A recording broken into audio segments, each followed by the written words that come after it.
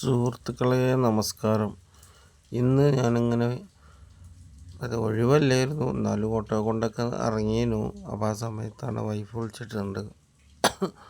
ഇവിടെ കടയിൽ ഇന്ന് ലീവാണ്, അപ്പോൾ കുറച്ച് ഫുഡ് ബാലൻസ് ഉണ്ട് എന്ന് പറഞ്ഞു. അങ്ങനെ വീട്ടിൽ നിന്ന് ഇറങ്ങി കോണാമ്പാറ എത്തി. കോണാമ്പാർക്ക് എന്ന കാര്യം. അപ്പം ഞങ്ങൾ നവജീവൻ ഉണ്ട്, ഇപ്പം പ്രായമായ ആളുകൾ താമസിക്കുന്ന സ്ഥലമാണ്. സ്ഥിരമായിട്ട് അവിടെ പോകാറുണ്ട്. അവർക്ക് വേണ്ട ഹെൽപ്പുകളും കാര്യങ്ങളൊക്കെ ചെയ്ത് കൊടുക്കലുണ്ട്. അവിടെ മക്കൾ 2 സ്ത്രീകൾ വനിതകൾ നടത്തേണ്ടതാണത്. കുറേ വർഷങ്ങളോളമായിട്ട് പരിചയമുള്ളതാണ്. അങ്ങനെ പോവല്ലേ വെച്ചു. അങ്ങനെ പോയി. അങ്ങനെ ഏകദേശം ഇതങ്ങനെ പോയി മച്ചിങ്ങലെത്തി. അങ്ങനെ റോഡ് സൈഡിലെ കച്ചവടങ്ങളും കാര്യങ്ങളൊക്കെ കാണാണ്ട് ബൈപ്പാസിൻ്റെ അടുത്ത് മച്ചിങ്ങ പുതിയ ബസ് സ്റ്റാൻഡ്. അങ്ങനെ പോയി ഇങ്ങനെ കടന്ന് വന്നിട്ട് ഏകദേശം നമ്മളിപ്പോൾ ബൈപ്പാസ് ജംഗ്ഷനിലേക്ക് എത്താൻ പോകാം കേട്ടോ. അങ്ങനെ പോയാൽ ബൈപ്പാസ് ജംഗ്ഷനിലേക്ക് ഒരു 100 മീറ്ററും കൂടി പോയ ബൈപ്പാസ് ജംഗ്ഷനായി. അങ്ങനെ മാഡത്തിനെ വിളിച്ചു. മാഡം പറഞ്ഞു നിങ്ങളുള്ള ഭക്ഷണം അങ്ങോട്ട് കൊണ്ടുവരി. ഞാൻ പറയാം ഇതെന്താ ചെയ്യാതെ ഇപ്പോൾ കിടത്തി പോകാൻ കഴിയില്ലല്ലോ, ഭക്ഷണം ഒരു നേരം നമുക്ക് കിട്ടാറാകുമ്പോഴാണ് അതിൻ്റെ ബുദ്ധിമുട്ടറിയാം. അങ്ങനെ അതും കൊണ്ടുപോയി. അവിടെ 2 വനിതകൾ നടത്തുന്നുണ്ട്. അവർ നമ്മൾ വർഷങ്ങളോളമായിട്ട് പരിചയമുള്ള. ബൈപ്പാസ് കുണ്ടും കുഴിയുള്ള റോഡ് ചാടിക്കടന്ന് ഞാൻ മന്ദം ഇങ്ങനെ പോയിക്കൊണ്ട് കേട്ടോ. അങ്ങനെ യാത്ര തുടർന്നു. ബൈപ്പാസിലായിട്ട് കയറി. എങ്ങനെ അവരൊക്കെ കണ്ടു. ഇപ്പോൾ നമ്മൾ മുണ്ടേറുമ്പോഴേക്ക് ഏതാനും നിമിഷങ്ങൾക്ക് എത്തിട്ടോ. നമ്മളെ കുഴിമന്തിൻ്റെ അവിടെയൊക്കെ എത്തിയിട്ടുള്ളൂ. അങ്ങനെ മാഡത്തിനായിട്ടും ഫോണിൽ കൂടി സംസാരിച്ചു. അപ്പം മാഡം ഞാൻ വിളിച്ചപ്പോൾ അവിടെ ഇല്ലേനു. ഈ പ്രായമായ ആളുകളുടെ അന്തേവാസികളുടെ മരുന്നുമായി ബന്ധപ്പെട്ട് താലൂക്ക് ഹോസ്പിറ്റലിൽ പോയതാണെന്ന് എന്നോട് പറഞ്ഞിട്ടോ. ആയിക്കോട്ടെ, ഞങ്ങളെ തിരക്ക് കഴിഞ്ഞിട്ട് വിളിച്ചോളിയെന്നും പറഞ്ഞു. അങ്ങനെ 30 തിരക്ക് കഴിഞ്ഞതിന് ശേഷം വിളിച്ചിപ്പം അങ്ങനെ ഞാനും വൈഫും കൂടി ഇങ്ങനെ പോയിട്ടോ.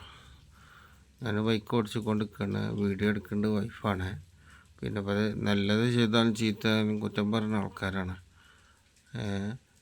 അതായത് ഇനി വീഡിയോ എന്താ ബൈക്ക് ഓടിച്ച് കണ്ടെടുക്കാൻ പറ്റുമോ എന്നൊക്കെ ചോദിച്ചു. അപ്പം അത് ബാക്കിൽ വൈഫാണ് വീഡിയോ എടുക്കുന്നുണ്ട്. അത് നിങ്ങൾക്ക് എൻ്റെ മിറർ കൂടെ കാണാനും കഴിയും. അങ്ങനെ മുണ്ടുപറമ്പ് കാവങ്ങൽ ബൈപ്പാസൊക്കെ കയറി ഏകദേശം പകുതിയോളം അങ്ങോട്ട് പോന്നിട്ടുണ്ട് കേട്ടോ.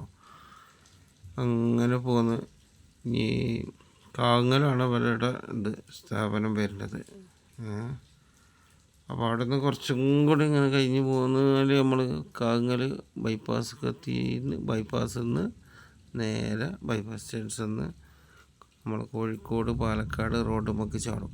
ആ റോഡ് വന്ന് കയറോട് കൂടി ഒരു 200 മീറ്റർ ഉള്ളൂ നമ്മളെ നവജീവൻ ട്രസ്റ്റിലേക്ക്. ഏതായാലും അവരൊക്കെ സമ്മതിക്കണം.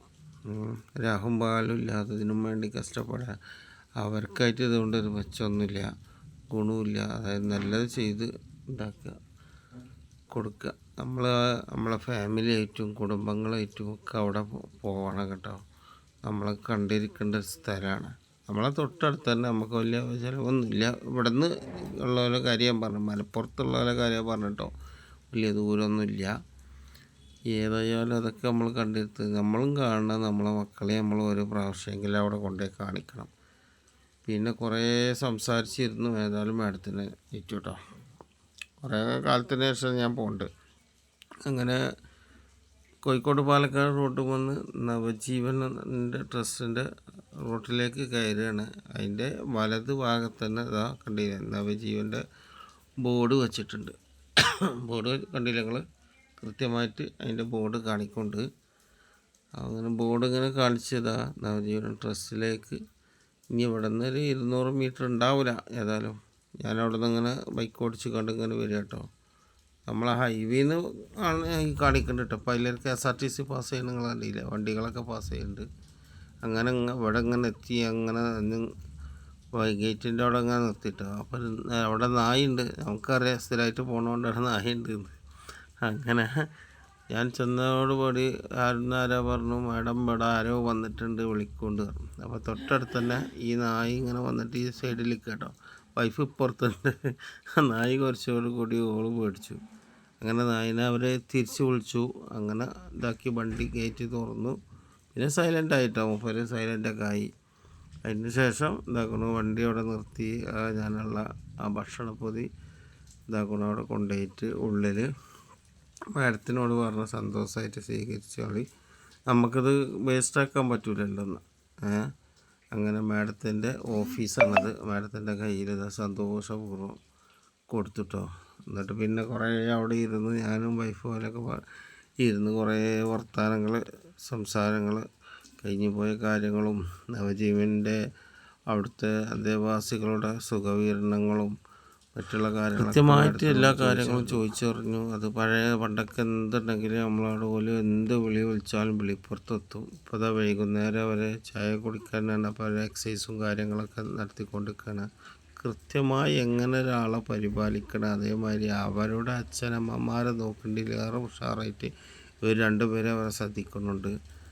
പിന്നെ ഇടയ്ക്കിടയ്ക്ക് ഇവിടെ കോളേജിൽ നിന്നും മറ്റുള്ള കാര്യങ്ങളൊക്കെ വരാറുണ്ട്. ഒരു നേരത്തെ ഫുഡ് കൊടുക്കാൻ ഇഷ്ടംപോലെ ആളുകൾ വരാറുണ്ട്. അങ്ങനെയൊക്കെ അറിഞ്ഞു. ഏതായാലും നമ്മളെ മക്കളെയൊക്കെ ഇത് നമ്മൾ കാണിച്ചിട്ടുണ്ട്. പക്ഷേ വൃദ്ധസദനം പറഞ്ഞാൽ നമ്മളെ ഉമ്മാനെയും ഉപ്പാനെയും ബാക്കിയുള്ളവരെയും നമ്മളാരും ഇങ്ങനത്തെ ഒരു അവസ്ഥയ്ക്ക് എത്തിക്കില്ല. അവിടെ ഇപ്പോൾ ഓരോരോ അവസ്ഥകൾ മേഡം പറഞ്ഞ് കേട്ടാൽ നമ്മൾ നെട്ടിപ്പോവും. സ്വന്തം കൂട്ടക്കാർ വരെ ഉണ്ടായിട്ട് മരിച്ച സമയത്ത് വരെ വരാത്ത കേസുകളുണ്ട്.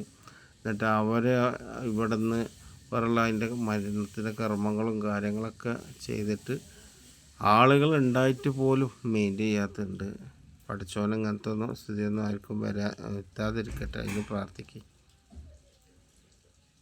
ഇതാ നമ്മൾ കൊണ്ടുപോയി കൊടുത്ത ചായയും ഫുഡും അവർ സന്തോഷത്തോടെ കഴിക്കട്ടെ. അപ്പം ഉണ്ടല്ലോ നമുക്കൊരു മനസ്സിനൊരു സംതൃപ്തി, പറഞ്ഞാലറിയിക്കാൻ പറ്റാത്തൊരു സുഖമാണ് അപ്പോൾ ഉള്ളത് നമുക്ക് കേട്ടോ. വരണ്ട, അവിടെ പിന്നെ മലമൂത്ര വിസർജനം ഉണ്ടാവും എന്ന് പറഞ്ഞാൽ നമ്മളെ മക്കളെ അവിടെ സേഫ് ആക്കുമ്പോൾ ആ റൂമിൽ എന്താ നടക്കുന്നത് എന്നുള്ള കാര്യം ഒരിക്കലും ആ കുട്ടി അറിയുന്നില്ല. ഞാനിവിടെ വരുന്ന ആരോടായാലും നിങ്ങളൊരു കുട്ടി ഒരാൾക്ക് ഭക്ഷണം, പ്രായമായവർക്ക് ഭക്ഷണം കൊടുക്കുമ്പോൾ നിങ്ങൾ കുട്ടീനെയും കൂടി കൊണ്ടുപോയി കാണിച്ചു കൊടുക്കുക. പക്ഷെ അത് ആ കുട്ടീൻ്റെ മനസ്സിലുണ്ടാവും. നിങ്ങൾക്കൊരു സമയത്ത് വയ്യാണ്ടാവുന്ന സമയത്ത് ഈ കുട്ടി ഇതേപോലെ പ്രവർത്തിക്കും. ഇതൊന്ന് മാതാപിതാക്കൾ ഒരു കാരണവശാലും കുട്ടികൾക്ക് ഇങ്ങനത്തെ കാര്യങ്ങൾ പറഞ്ഞു കൊടുക്കുന്നേ ഇല്ല എന്ന് തന്നെ ഞാൻ പറയുന്നു. പിന്നെ നമുക്കിപ്പോൾ ഒരു വരുമാനം വരുമ്പോൾ, ഒരു 10 വയസ്സിൻ്റെ വരുമാനം വരുമ്പോൾ നമ്മൾ തീർച്ചയായിട്ടും നമ്മളെ മക്കളോടും കൂടി പറയാം, ഇങ്ങനെ ഇതിൻ്റെ ഒരു അധ്വാനം ഉണ്ട് എന്നുള്ളത് നമ്മൾ പറഞ്ഞ് മനസ്സിലാക്കി കൊടുക്കണം. ഒരു കാര്യം നമ്മൾ പറയാതെ കുട്ടികളെ കുറ്റപ്പെടുത്തിയ കാര്യമില്ല.